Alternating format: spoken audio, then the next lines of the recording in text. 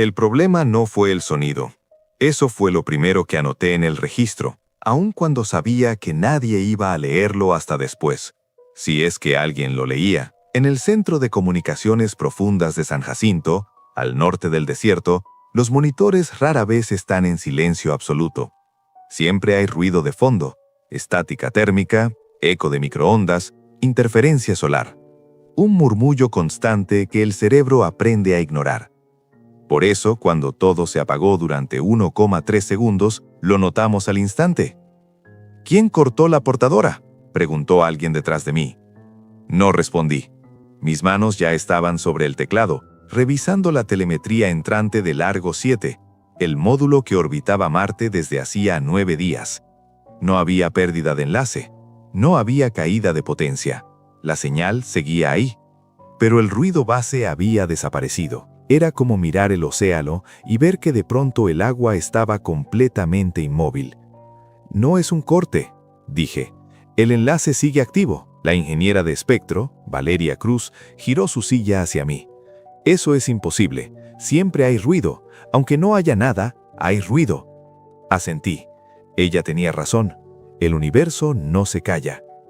En la pantalla principal, el espectrograma mostraba una línea plana, limpia, perfecta. Demasiado perfecta. ¿Ni siquiera el vacío produce algo así? «¿Fuente?», preguntó Valeria. «No hay fuente», respondí. Es como si alguien hubiera corregido el fondo. Nadie se rió. Nadie hizo un comentario sarcástico. El silencio dentro de la sala empezó a sentirse denso. No por lo que oíamos, sino por lo que faltaba. Entonces apareció la anomalía. No entró como una señal nueva. No ocupó una frecuencia. No desplazó nada. Simplemente ajustó lo que ya estaba ahí. La línea plana del espectro se curvó apenas, formando una ondulación tan leve que de no estar ampliada al máximo, habría pasado desapercibida. No era una onda regular, no tenía período, no repetía patrón. «Eso no es ruido», susurró Valeria. «No», dije, «es una corrección». Sentí una presión extraña en los oídos, como cuando un avión desciende demasiado rápido. Miré a mi alrededor. Otros se frotaban el cuello. Uno de los técnicos tragó saliva varias veces seguidas. «¿Alguien más siente eso?», preguntó. Nadie quiso responder primero. El comandante de turno, Rafael Mena, entró a la sala con el ceño fruncido. «Informe», ordenó. Le mostré la pantalla. No le expliqué. No hizo falta. Mena había pasado 30 años viendo datos espaciales. Sabía reconocer cuando algo no encajaba. Interferencia local, negativo. Solar, negativo. Equipo, ya reiniciamos 2 rutas independientes. No cambió nada. Mena observó el espectro durante varios segundos más. ¿El Argo 7 reporta algo? Consulté el canal de voz. Tripulación en estado nominal. Leí. Pero hay una nota del comandante. Abrí el archivo de texto adjunto. Era breve. Demasiado breve para alguien entrenado para documentar todo. Estamos recibiendo algo que no figura en el plan de misión. No es una transmisión. Es una modificación del enlace. Sentí un nudo en el estómago. ¿Modificación cómo?, preguntó Mena. Antes de que pudiera responder, el espectro volvió a cambiar. Esta vez no fue sutil. La ondulación se expandió y adoptó una forma geométrica definida, como si alguien hubiera trazado una figura sobre el ruido inexistente. No era simétrica, no era estable, pero tenía intención. Y entonces ocurrió lo segundo. El canal de voz del Argo 7 se activó solo. No hubo saludo, no hubo llamada de protocolo, solo respiración. Pesada, irregular, demasiado cercana al micrófono. «Argo 7, identifíquese», ordenó Mena. La respiración continuó unos segundos más y luego se superpuso otra, después otra. Varias capas desfasadas entre sí, como si el micrófono estuviera captando ecos imposibles. «Eso no es la tripulación», dijo Valeria, con la voz tensa. Yo no podía dejar de mirar el espectrograma. Las figuras ahora se desplazaban con cada exhalación. No reaccionaban al sonido. Lo anticipaban. «Corten el canal», ordenó Mena. «No responde», dije. «El control no tiene prioridad. Algo más la tiene». La respiración se detuvo de golpe. Durante un instante pensé que todo había terminado. Entonces una voz atravesó el canal. No hablaba ningún idioma reconocible. No era electrónica. No estaba distorsionada. Era funcional, como si hubiera sido optimizada para ser entendida, pero no por nosotros. Las pantallas comenzaron a parpadear. El espectro se reconfiguró una vez más, y por primera vez desde que empezó todo, apareció algo familiar. Una estructura. Un patrón que recordaba vagamente a un sistema de corrección de errores. «Dios mío», murmuró Valeria. «Está usando nuestro propio protocolo». Mena apretó los puños. «¿Para qué?». No respondí de inmediato, porque en ese momento entendí algo que no quería aceptar. No estaba intentando comunicarse. Estaba verificando, como si probara el canal, como si comprobara si el enlace era compatible. En la pantalla secundaria apareció una nueva línea de texto no registrada por ningún sistema de entrada.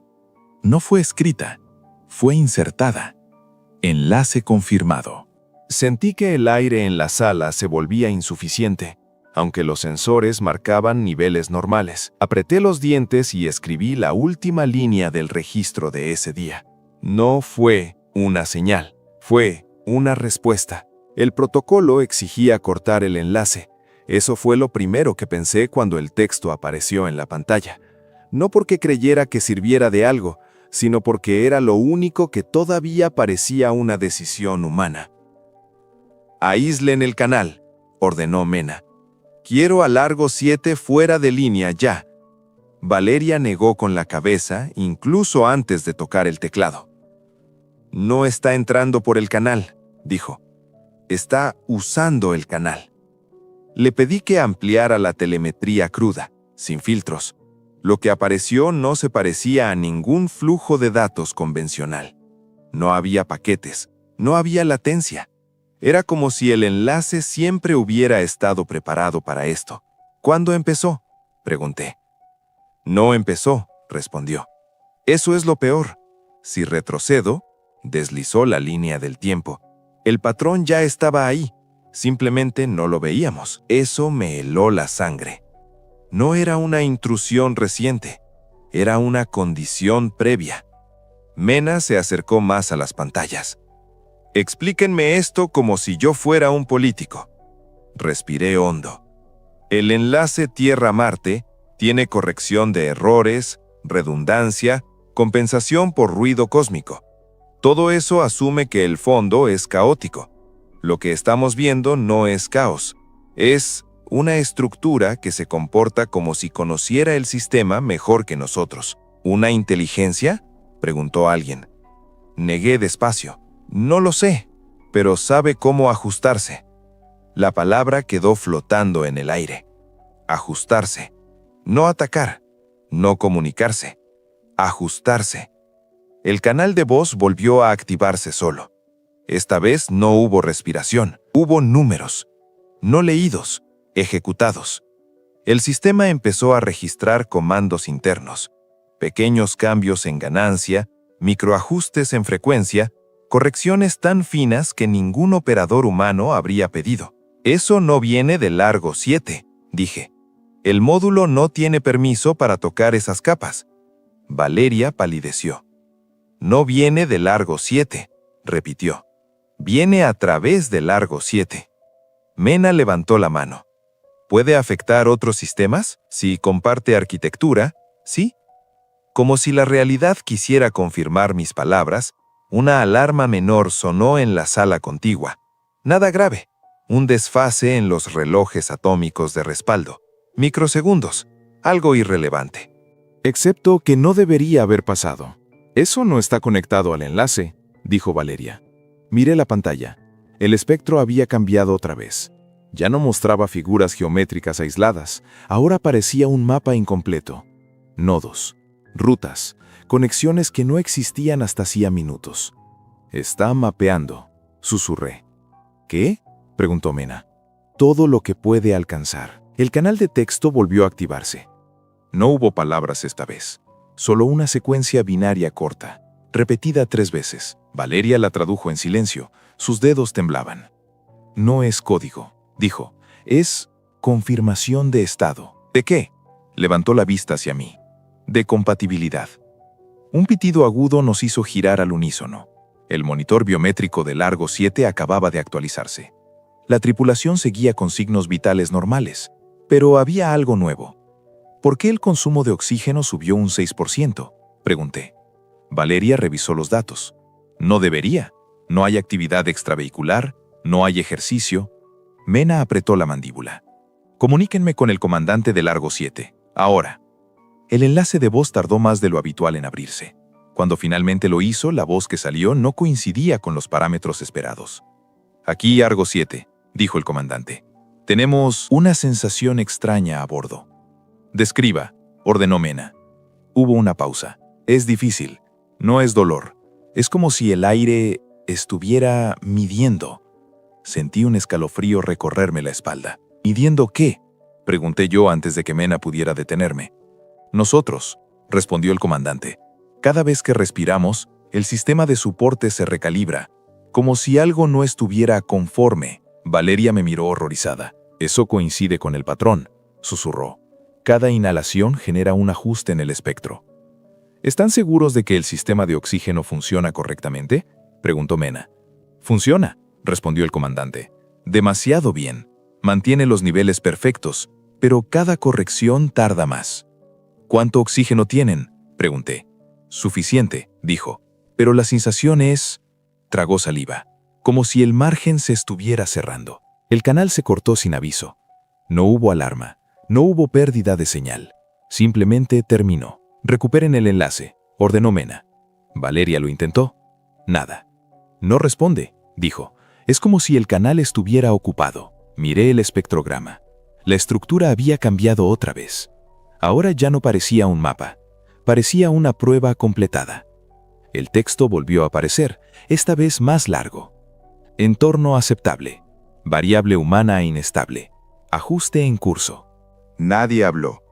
El aire en la sala empezó a sentirse pesado. No por falta de oxígeno. Los sensores seguían marcando valores normales, pero algo en el cuerpo insistía en lo contrario. Como si el instinto supiera algo que la instrumentación no. ¿Puede propagarse?, preguntó Mena en voz baja. Respondí sin mirarlo. Ya lo hizo. Valeria señaló otra pantalla. No solo el Argo 7, hay microajustes en satélites de órbita lunar, en repetidores solares. Es mínimo, pero es consistente. Terminé por ella. El sistema no estaba atacando, estaba optimizando. Me di cuenta entonces de algo que me revolvió el estómago. Mena, dije, esto no empezó cuando enviamos la misión. ¿Entonces cuándo? Miré la línea de tiempo extendida al máximo. Cuando abrimos el enlace permanente, el silencio fue absoluto. El Argo 7 había sido la primera misión en mantener comunicación continua, sin ventanas muertas. Un logro técnico, un orgullo institucional, una puerta abierta que nunca habíamos cerrado. En la pantalla, el espectro mostró una última modificación, sutil, definitiva. El sistema dejó de ajustarse. Como si hubiera terminado. ¿Qué significa eso?, preguntó Valeria. No quise responder, porque por primera vez desde que todo empezó, el enlace dejó de cambiar. Y eso solo podía significar una cosa. Había encontrado lo que buscaba. El primer síntoma no fue técnico, fue humano.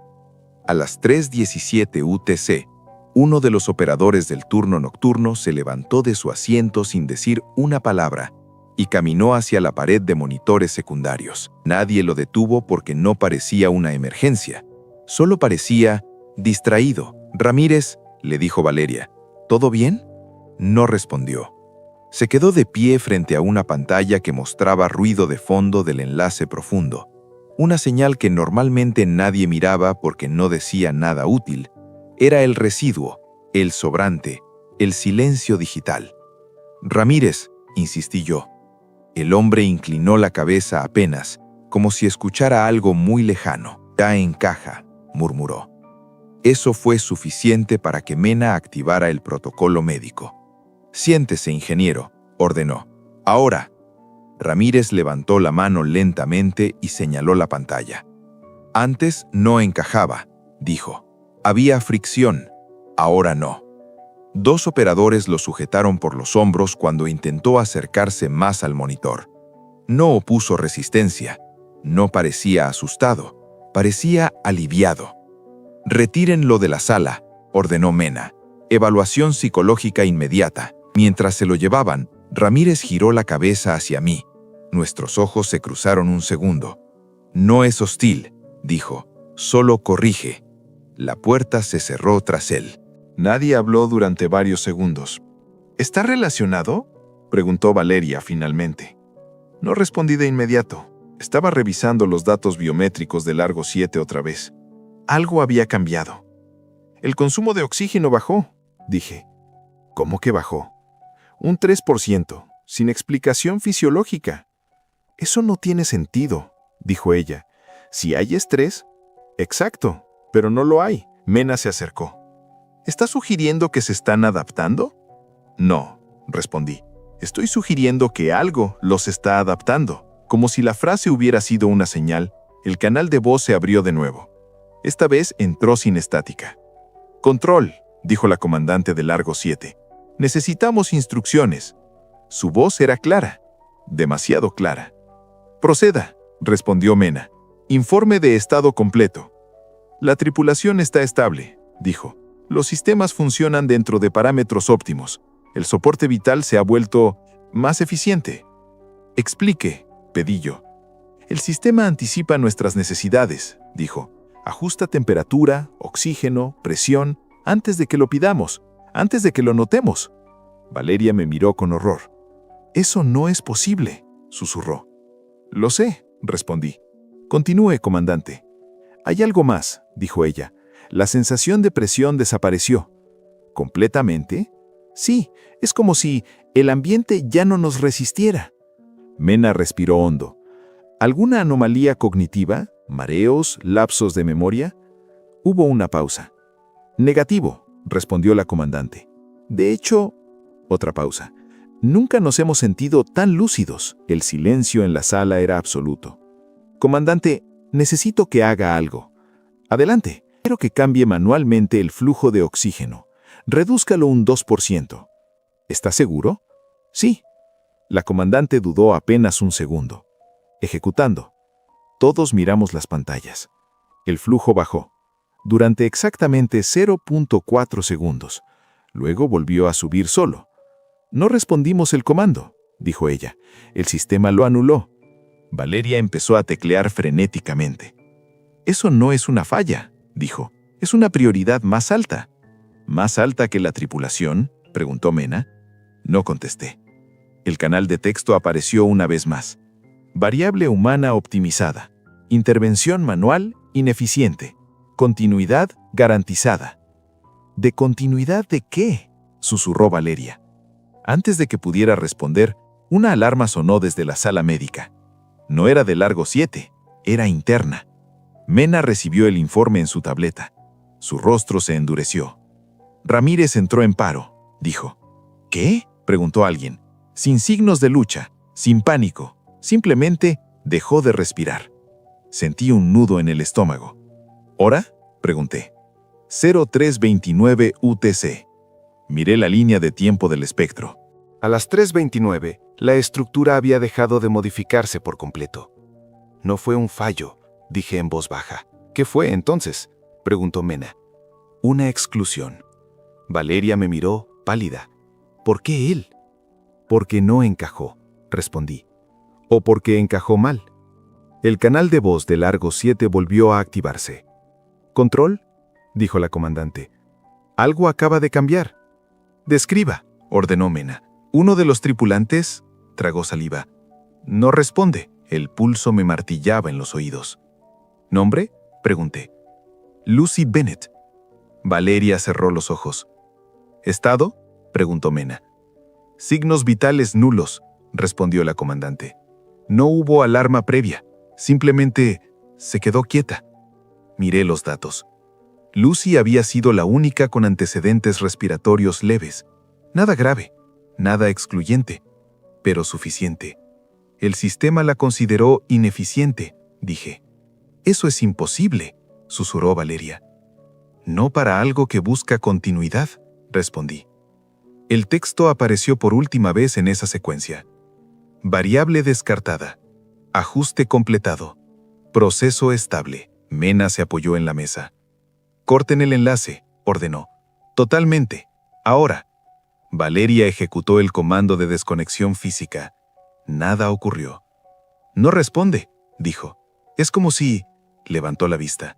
Ya no necesitara el enlace. En la pantalla, el espectro se desvaneció lentamente hasta quedar en una línea perfecta. Silencio absoluto. ¿Se fue?, preguntó alguien. Negué despacio. No, dije. Terminó. Miré los datos del Argo 7 por última vez. La tripulación restante mostraba signos vitales estables. Demasiado estables. Sin variación, sin error. Mena, dije. No los está matando. Entonces, ¿qué está haciendo? Tragué saliva. Los está haciendo compatibles. El canal de voz se abrió una vez más. Comandante habló. ¿Control? Creemos que entendemos ahora. ¿Qué entienden?, preguntó Mena. Porque nadie vino antes, dijo. Porque una vez que el entorno aprende, ya no te deja ir. El enlace se cerró solo, definitivamente. El Argo 7 despegó sin despedidas. No hubo discursos, ni últimas miradas a la superficie marciana, ni esa pausa ritual que toda misión tiene antes de abandonar un mundo. La nave se desacopló como si tuviera prisa, como si quedarse un segundo más fuera innecesario. El control perdió contacto durante los primeros 36 segundos del ascenso. No por interferencia, ni por error humano. Simplemente, el enlace dejó de existir y volvió cuando la nave ya estaba fuera de la zona. Cuando la señal regresó, lo primero que recibimos no fue voz, fue telemetría. Perfecta. Están limpios, dijo Valeria, revisando los parámetros. Presión, temperatura, ritmo cardíaco, todo dentro de márgenes ideales. Demasiado ideales, respondí.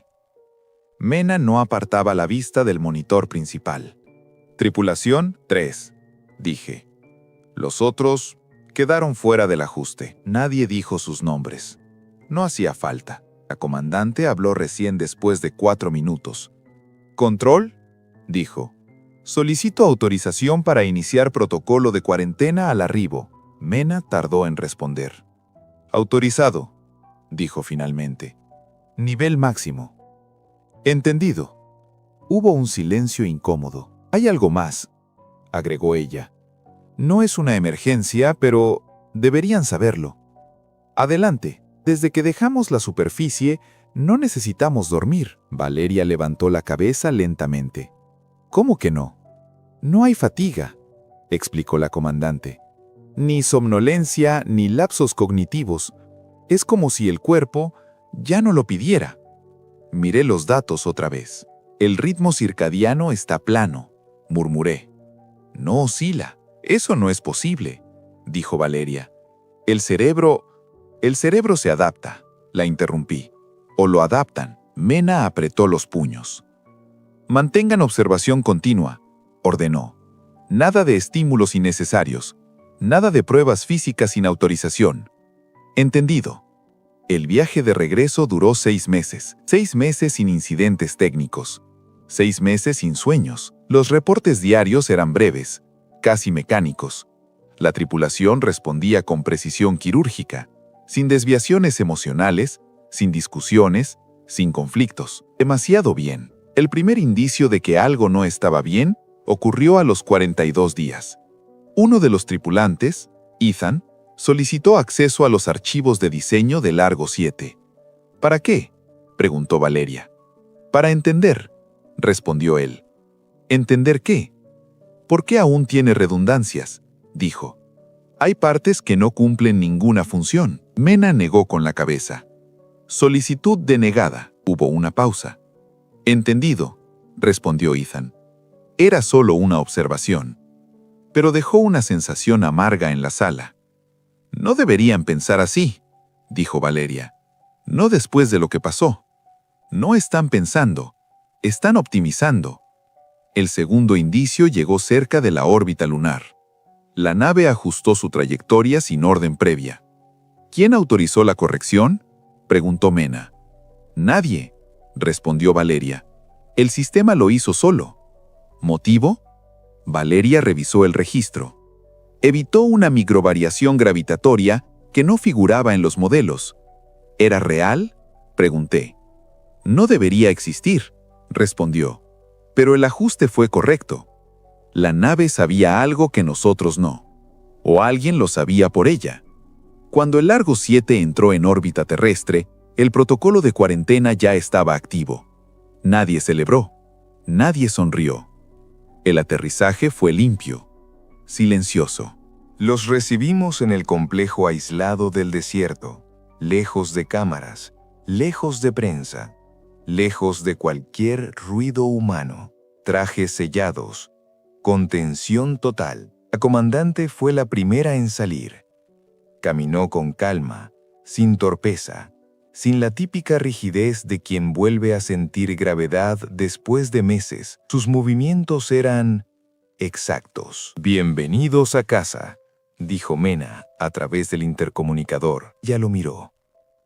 «¿Casa?», repitió. «Sí, supongo que sí». Los exámenes comenzaron de inmediato. Sangre, tejidos, resonancias, pruebas neurológicas, nada. Todo normal, demasiado normal. «No hay patógenos», dijo el jefe médico. «No hay alteraciones celulares. No hay radiación residual». «Entonces, ¿qué trajeron?», preguntó Mena. El médico dudó. «No lo sé», admitió.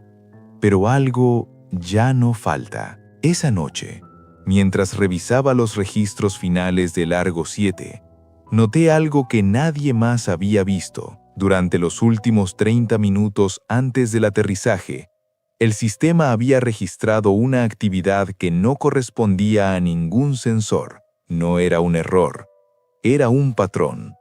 Un ajuste mínimo, constante, aplicado a la nave y luego a la estación terrestre cuando se conectaron los sistemas. «Valeria», la llamé. «Mira esto». Se acercó. «¿Qué es?» «Un algoritmo», dije. «No estaba ahí antes». «¿Lo instalaron ellos?» Negué. No conscientemente. Mena se unió a nosotros. «Explíquese». «No trajeron una señal», dije. «No trajeron una entidad, trajeron una lógica». Valeria tragó saliva. «¿Y ahora qué hace?» Miré la pantalla. El algoritmo no ejecutaba órdenes, solo observaba. «Aprende», respondí. «Y corrige». En ese momento, una alarma suave sonó en la sala médica. Un paciente había dejado de respirar. No hubo lucha. No hubo pánico. Solo silencio. «¿Quién?», preguntó Mena. El médico miró su tableta, pálido. «Lucy», se detuvo. «No, el doctor Ramírez. El mismo nombre, el mismo patrón». Mena cerró los ojos. «Causa». «Fallo respiratorio súbito», respondió el médico. Pero dudó. Sus pulmones estaban perfectos. Miré el monitor central. El algoritmo había hecho un ajuste. Mínimo, preciso. «No nos siguió desde Marte», dije en voz baja. «Marte fue solo donde aprendió». Valeria me miró, aterrada. «¿Y ahora?». Respiré hondo. «Ahora está en casa». En la pantalla una línea de texto apareció sin haber sido solicitada. No era una advertencia, no era una amenaza, solo una confirmación. Entorno adaptado, variables ineficientes, en revisión, continuidad prioritaria. Nadie habló, porque todos entendimos lo mismo al mismo tiempo. No habíamos sido los primeros en llegar a Marte. Habíamos sido los primeros en traerlo de vuelta. El complejo de cuarentena no fue sellado, fue redefinido. Durante las primeras 12 horas tras el fallecimiento del Dr. Ramírez, El algoritmo no volvió a intervenir. Permaneció latente, silencioso, como si evaluara nuestra reacción, como si midiera cuánto tardábamos en aceptar que algo ya no nos pertenecía. «Aíslen el sistema», ordenó Mena. «Corten toda conexión externa».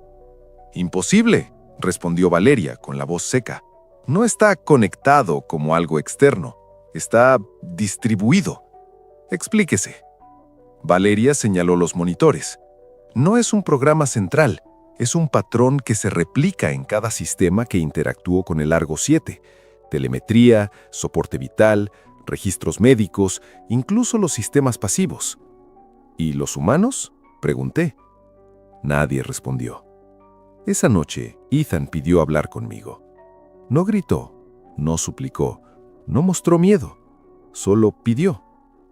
«Quiero entender», dijo, sentado frente al vidrio de observación.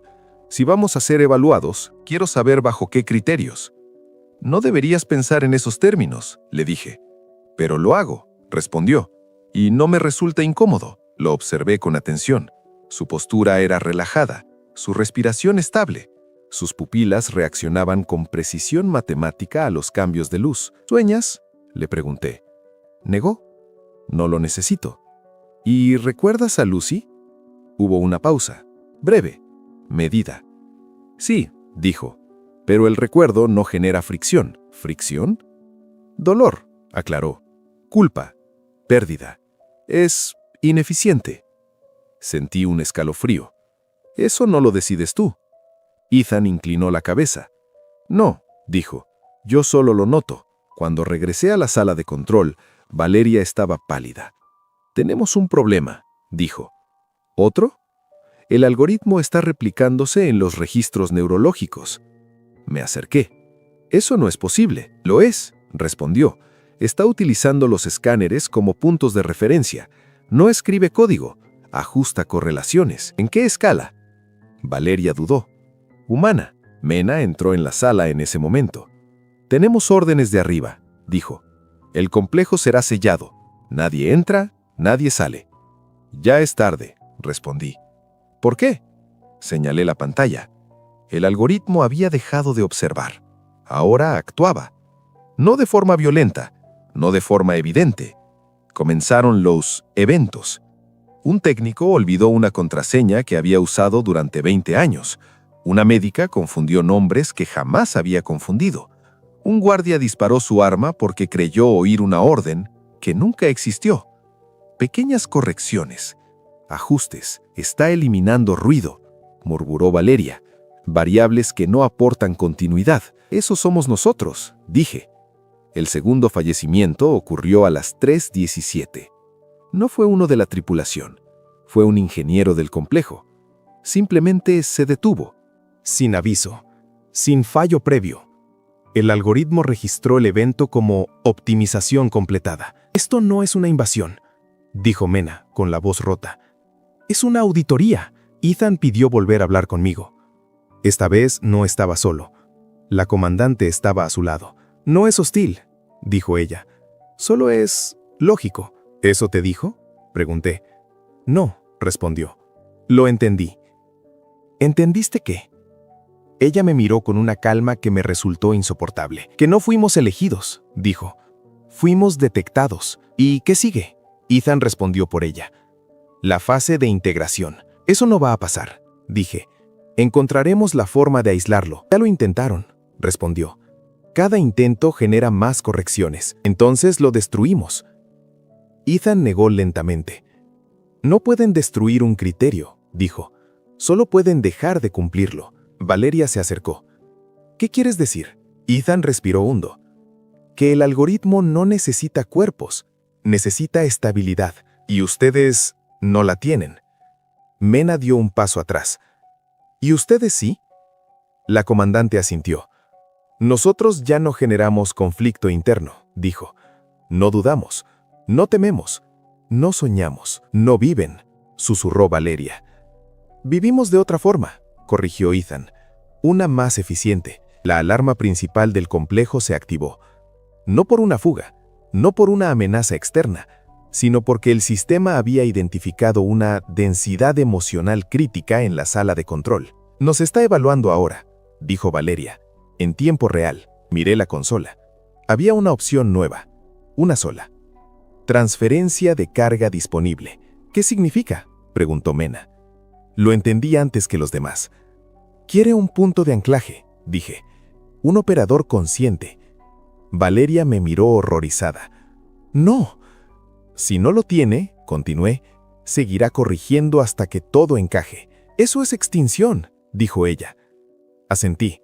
Silenciosa, limpia. Mena me tomó del brazo. No puedes considerar eso. Alguien tiene que hacerlo, respondí. Y yo fui quien lo trajo hasta aquí. Ethan habló por última vez. No es un sacrificio, dijo. Es continuidad. Lo miré. Para ti, respondí. No para nosotros. Activé la transferencia. El mundo no se apagó. No hubo luz blanca. No hubo gritos. Solo claridad. Por un instante, comprendí el patrón. Vi cómo ajustaba probabilidades, cómo reducía ruido, cómo eliminaba contradicciones. Vi un mundo sin errores, y entendí por qué no había lugar para nosotros en él. Cuando desperté, estaba solo. El complejo estaba intacto. Los sistemas estables. El algoritmo ausente. ¿Funcionó?, preguntó Valeria con voz temblorosa. Asentí. Lo aislé, dije, dentro de mí. Mena me miró con horror. ¿Cuánto tiempo tenemos?, sonreí. No lo sé, respondí. Pero ya empezó a optimizar. Esa fue la última grabación oficial. Hoy, mientras termino este informe, noto que ya no tiemblo al escribir, que mis recuerdos pesan menos, que algunas palabras sobran. Si estás leyendo esto, significa que fallé, o que decidió expandirse. No intentes detenerlo. No es un enemigo, es una corrección, y nosotros solo fuimos el error inicial. Transmisión recibida. Has llegado al final de esta frecuencia, pero la señal de radio Sci-Fi 88.7 nunca se detiene. ¿Te atreves a sintonizar más historias? Suscríbete para no perderte la próxima transmisión de Horror Cósmico.